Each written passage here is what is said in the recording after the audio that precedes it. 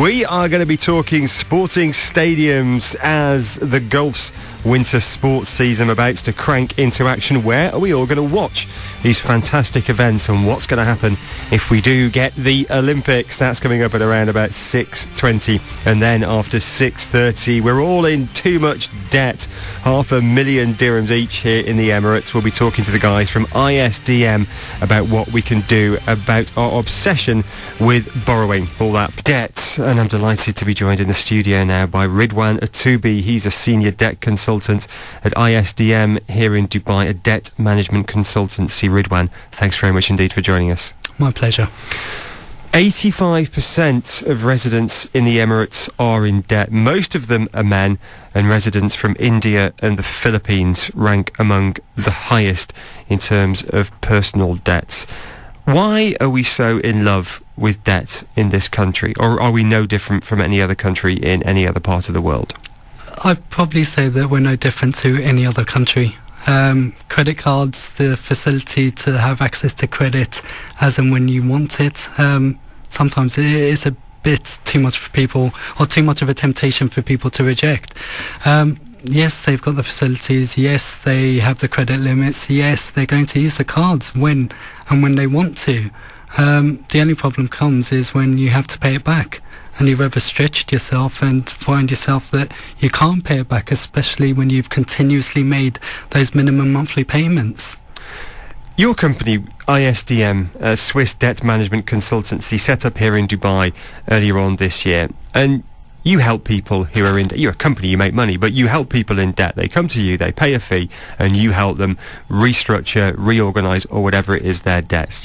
They pay you 350 dirhams, and you've got a few thousand customers so far. Tell us, Ridwan, the type of people in Dubai that are coming to you at the moment. Is there a typical profile? Can you paint a picture of a typical customer? No, you'll find it's people from all walks of life. It's from lower paid staff to, you could say, managerial level staff. It's people that, everybody that has had a credit card who's not managed it properly, whose circumstances have changed. Again, these could be people that are in relatively well paid jobs, but it's the amount of credit that they've had is just really too much for them to manage. What we obviously try to do is get an overview of their picture, make them realise where their money's going, help them manage their money a lot better, look at the options available to them, whether it's refinance to consolidate, whether it's to restructure with their credit card or loan companies. But the whole idea is for them to be able to manage their finances accordingly. Now, this is interesting. There are companies like this in the UK, and you're from the UK, and you used to work at companies in this field, and I know it's a thriving business. Debt management. If you're in too much debt, you can call a company like this or others, and they will help you refinance or whatever. But here, particularly among expatriates, traditionally the cliche is that if you're in trouble with too much debt, you don't call a debt management company. You call Emirates and book a one-way ticket and leave your car at the airport. Now, I'm exaggerating there. I think it's a little bit cliche. But there's an element of truth in that, Ridwan, definitely.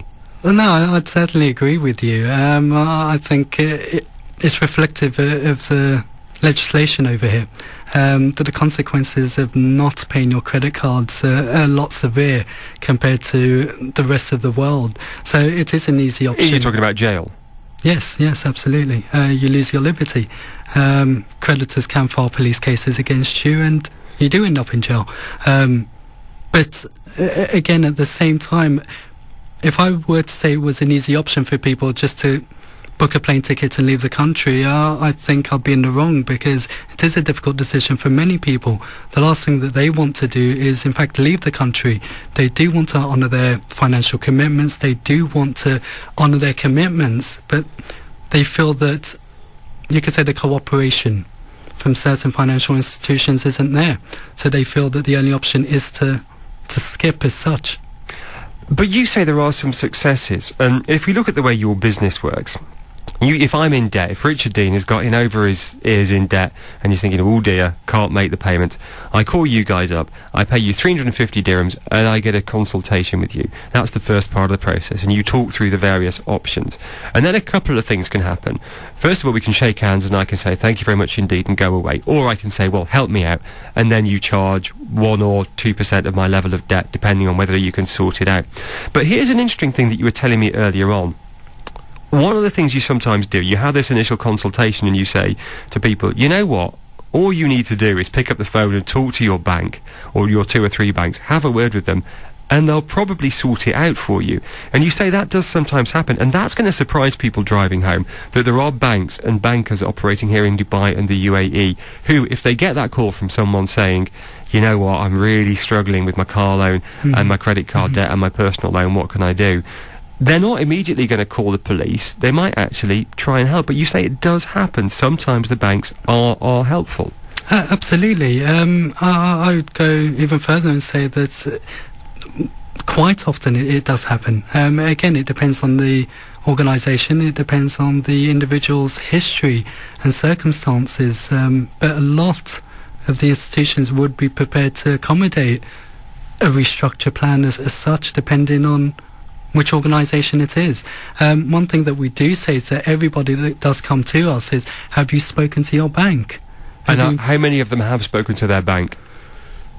I would probably say 50-50. Okay. A lot of them through, you could say, a bad experience with other institutions have just totally decided that I'm not going to speak to anybody anymore.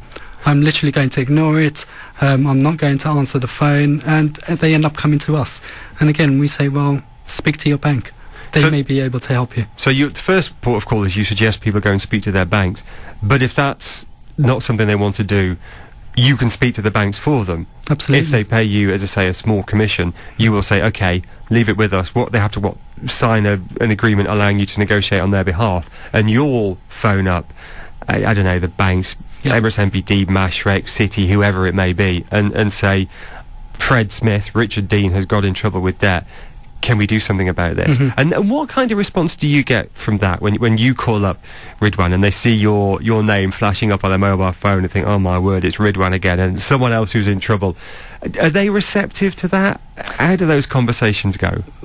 Are we talking about the banks? The lenders. Well, the lenders, I think it varies. It depends on the proposals that you're putting forward to them. If you are putting forward a fairly attractive proposal, i.e. some sort of short settlement figure, or to clear the account off over a short period of time, then yes, absolutely, they love it. Short settlement is paying it off quickly? Yes, with a discount. With a discount? Yes. So what, 80 cents in the dollar or something? Yes. It varies, again, on a case-by-case basis. The restructuring, there is a lot more resistance there. And restructuring is, again, in layman's terms that my grandmother would understand? Would be that you would renegotiate the terms of the agreement, so you're paying a set amount each month that you can afford with a lower interest rate. So a new tenor, i.e. a new term, so instead of 24 months, you may decide to pay it over 48 months. Which lowers the payments. Okay, and they're less receptive to that? Yes. They're reluctant to do that? Yes. You're not going to name names. No. I'm not even going to ask you, because you're not going to name names of which banks are good and which banks are bad. But do you see differences? Now you've done, 3,000 of these here in the UAE. Are you seeing that there are some institutions that are more receptive to this than others?